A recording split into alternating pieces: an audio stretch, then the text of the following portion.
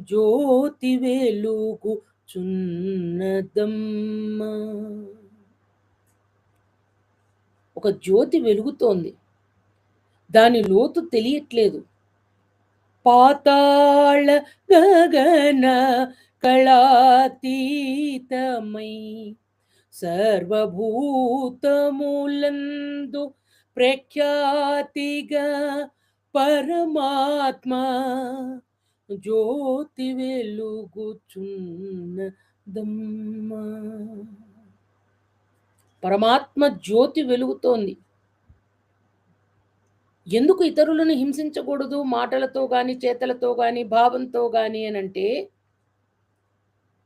ఎవరిచే చిక్కదోయమ్మ దాని విధమెట్టిదని చెప్పరాదు గదమ్మా.